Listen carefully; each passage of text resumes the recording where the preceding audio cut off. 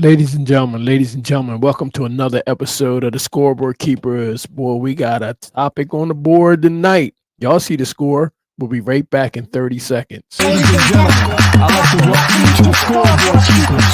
You're around here, we don't keep receipts, we keep the score. So if you want to get on the board, make your point. If it makes sense, we'll add it to the board. If it don't, we won't.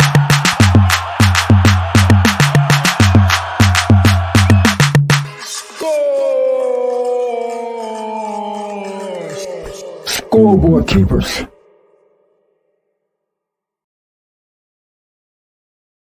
Ladies and gentlemen, listen, we love some college football around here. And let me tell you something, we had a great football game today. I want to say congratulations to the Indiana Hoosiers football team. Who would have ever thought that Indiana has a football team? Let's get this clock started. It's only going to take 10 minutes. Ladies and gentlemen, Indiana beat up on Nebraska today like they stole something out of the refrigerator. I mean, they jumped on them right out of the gate. When I tell you they jumped on them right out of the gate, I mean, they jumped on them right out of the gate. Before you know it, they was up and down the field. And I was a little bit skeptical on how that game would go because I know Nebraska plays pretty decent defense. But let me tell you something. That offense is everything is advertised at Indiana, man. I'm telling you. With that Curtis work, man, listen. That he's a good quarterback. He hurt his finger today during the game, and after the second quarter, after halftime, he didn't come back out. His finger, I don't know if he had a contusion on it. I don't know what happened, but by that time the game was pretty much out of reach. But they didn't miss a beat anyway while he was gone, because Justice Ellison and that Tyson Lawton, those running backs, man, let me tell you something. They're a handful. They're a handful. They're a handful to deal with. They get the ball in all kinds of ways. And I mean, when they see they know where daylight is and they hit it. They hit it. Justice Ellison, he had 6 rushes for 90 yards and 2 touchdowns. And then he had 2 receptions for 16 yards. Tyson Lawton had 7 rushes for 63 yards and a touchdown. I mean, these boys was getting it. When I tell you they was getting it, they was getting it. And they was up and down the field. Curtis Work, when he went out, he was 17 for 21, 189 yards and 1 touchdown. And I mean, this boy is solid. He finds the open man. He pretty much knows that offense the way I was looking at it. He could read defenses pretty well. And I'm telling you, he was on a hot streak for a minute where he didn't even have an incomplete pass. And that interception that he threw, the interception that he had in his stat box, that came at the end of the half when they was just throwing up a Hail Mary. Other than that, he was playing pretty flawless football, and I'm thoroughly convinced. I'm thoroughly convinced of this team can make some serious noise. This Indiana team can make some serious noise. You don't want to take them lightly.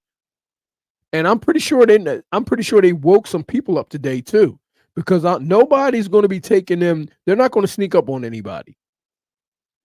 They're not going to be sneaking up on anybody. And let me tell you, the defense is just as solid because, I mean, they did a good job on Dylan Raiola.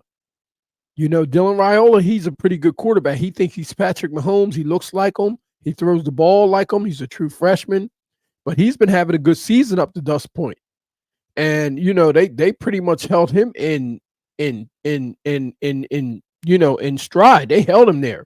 They held him where they could keep him right in front of them. He was held in check for the majority of the game because he only had 14 completions and 21 attempts for only 104 yards and no touchdowns. And I think that's the first time that's happened to him this year. This guy, I mean, look, this team is not to be taken lightly, people. I'm telling you. And let me tell you something. This coach is insane. The coach is absolutely insane. I mean, come on, guys. If you guys, he has an interesting history also that I did not know. I did not know. I didn't listen. He apparently coached at the University at Indiana University of Pennsylvania and won. Um, coaches make their routes. They get around, but I had never heard of this coach until today. Um, I hadn't heard of him. And obviously he's everywhere went he's won. Obviously everywhere he's went he's pretty much had some success. So I did not know that um Kurt Signetti had you know he's basically that was Division II football, the Indiana University of Pennsylvania, or I believe it's Division II, or it might have been used to be 1A, but he made his way around and he started off with Nick Saban. He used to be a recruiter for Alabama where he learned a lot.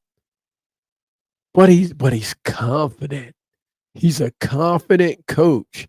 And you gotta like that. In order to turn a team around in somewhere like Indiana, you gotta do something crazy. You gotta have somebody that don't have all the furniture upstairs. And he looks like that guy.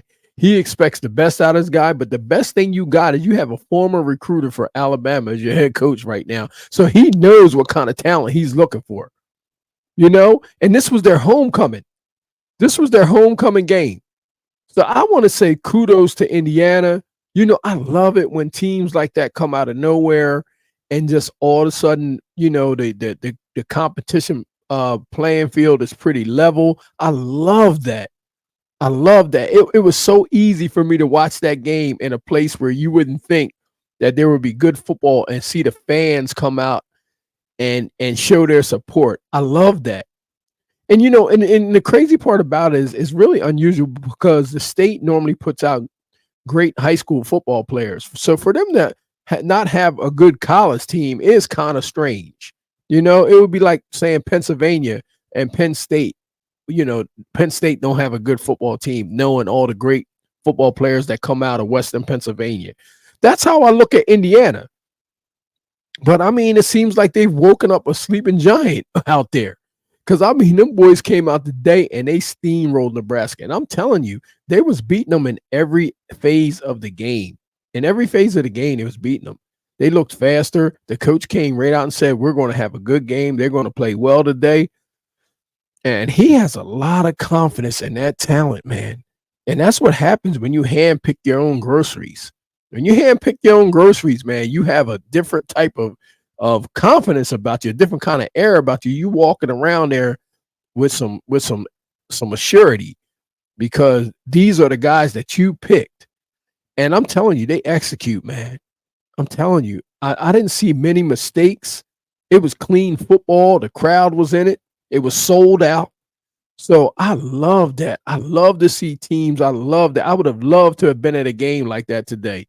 You know what I mean?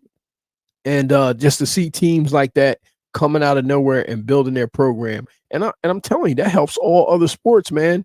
When you can start filling the seats like that with football fans, listen, this NIL going to work for a lot of teams. Or even Army's undefeated this year. And I mean, listen, if you can start filling those seats like that, you can totally turn your program around. And I heard that they had a bunch of recruits out there today while they were out there showing off like that today and putting it on Nebraska.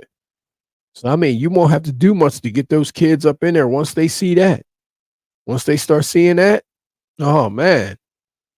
That's it. I mean, look, that's all it could take for a recruit to come to a game like that and see a sold-out crowd and to hear the fans going crazy and the players are going crazy on the field. And, I mean, it's just like it's homecoming. I mean, this week's going to continue for them. They're going to enjoy this entire weekend. What a great day to bring in some recruits. And let me tell you something. Only a recruiter would know that. Only a recruiter would know that. Signetti, he would know that today would be a good day to bring those guys in there, and they're going to have fun with the team. They're going to. It's probably a big party going on tonight, you know. So I mean, listen, I love when college football teams out of nowhere can build their program from the ground up and be where Indiana is right now. So if there's some schools out there that's having trouble with this NIL right now, they need to take a page out of Indiana's book, because this just, I mean, I just get excited about it because I love football that much, but I love college football. And I always watch the games that nobody would like, you probably wouldn't be paying attention to. I like watching like the Wyomings, the Boise States, the Idahos. I like watching Wake Forest and Purdue. I like watching schools like that because they're not on a radar. You want to see what kind of talent they have, and if they can build a program up like that to compete with the bigger schools, and that's the beautiful thing about football in general. You know what I mean? Ladies and gentlemen, that's our 10 minutes. I want to congratulate Coach Signetti on his win, and all of Indiana and their fans and the university. I want to congratulate you guys for beating Nebraska today like they stole something out the refrigerator, 56-7. What a great win, man. I hope you guys can keep it up. I know they got some tough games coming up. Nebraska has Ohio State, and I know Indiana has to play Michigan. But listen, man, you guys got it, man. I mean, I don't see why you should fear anybody remaining on your schedule. I know you have to take everybody serious, but Indiana is the real deal, guys. If you guys get a chance to watch them play, and I'm pretty sure you will thoroughly enjoy it. Ladies and gentlemen, don't forget to like, share, and subscribe to the channel, please, if you want to hear some more of this content. I look forward to seeing you on the next episode of the Scoreboard Keepers. Score. Have a good night.